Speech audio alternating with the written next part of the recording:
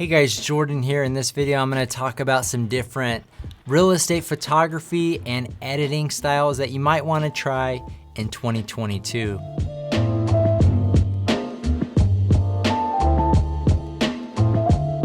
All right, so there are a whole lot of different styles and levels of complexity to different shooting styles. I guess I'll start with shooting styles.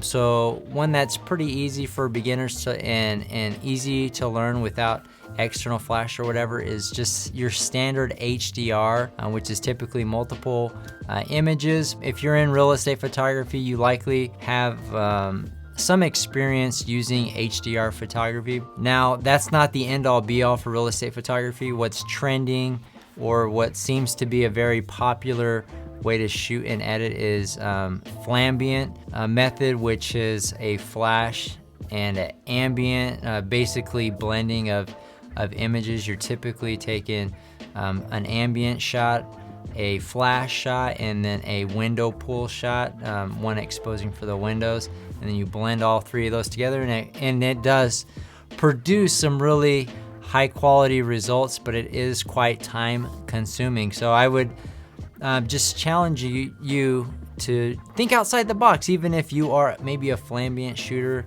or an HDR shooter or a flash HDR, which is another method. Let me talk about it. Now there's a few different kinds of flash HDR. You can shoot HDR brackets and then shoot a flash and blend those together. Or you can have your flash going off as you're shooting your HDR brackets. In regards to Sony, it can't be a more sophisticated TTL. It has to be more of a manual flash if you want it to fire on all three brackets, but that's a different method. And I've actually talked to people that shoot single exposure as well, and that are getting great results, right? They have their method, single exposure flash, and they just edit that. So that's a very simple workflow. And that's actually what I'm doing right now. So we have our normal way of doing things, but I'm always trying to test and try to find different ways to get the results that we're looking for, that our customer will like, simpler, faster, easier.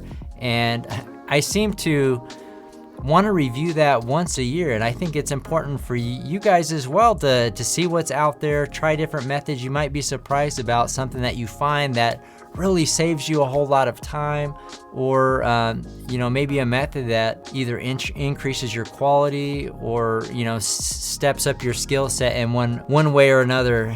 For me, I like to just experiment and just kind of see where I can push and pull different settings and what results I'm getting from different things. So yeah, about once a year I'll kind of go over it. And then recently, as we've transitioned to the A7 IV, I've tested different ISO levels and been very surprised at ISO 50 versus ISO 100. ISO 100 has kind of been the standard lower end, but the newer Sony cameras have an ISO 50, and there's an increase in, or a reduction in noise for sure from 100 to 50. So anyways, I think that's important, just to see, how you can improve your quality without really doing a whole lot of extra work, right? Anyway, so those are some thoughts on the shooting side of things, and you can kind of take that thought process of, maybe you're just a HDR shooter or a flash single exposure shooter or a flambient shooter. Maybe you might want to experiment with some of these other methods.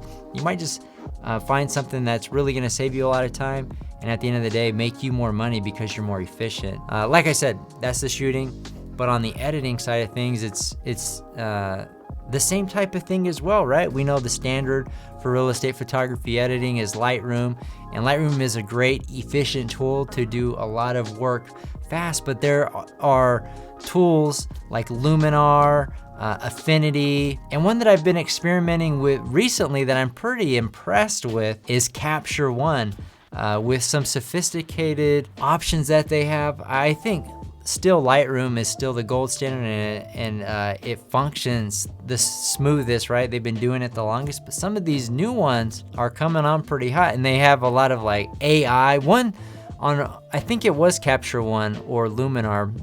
Actually, it might have been Luminar Neo. One of them has an AI for composition. I was surprised it actually did a pretty good job. So anyways, there's a lot of AI tools. I'm not a huge fan of a lot of the AI stuff on the editing side of things that's out there right now, but it's something definitely to consider in the future. But I always like to just test and see if there's some tools that will help you save time, save money, to get you to that result that you're trying to deliver to your customers faster. And I think if you're just stuck in your same old ways year after year doing the same thing, you know, you might just become complacent and the market might pass you by. There might be some crazy technology that comes out that can edit your photos the way that you do at a fraction of a time. I haven't found the silver bullet, I guess, quite yet, but I think some of these software platforms are progressing very, very well. Skylum has some great products as well. They make Luminar and some others. So anyways, those are my thoughts on shooting and editing methods in 2022. And I just definitely recommend experimenting and trying different things, because even as you experiment and try different things, you increase your knowledge and you know what, and I think that's one of the biggest benefits to just always experimenting, trying different things and seeing what results you can get with which. So at the end of the day, these are all tools and you're trying to get to the same finish line for your customers. That's it for this video. If you got value out of it, hit the like button and subscribe to our channel as we consistently put out real estate photography content just like this. And as always, thanks for watching.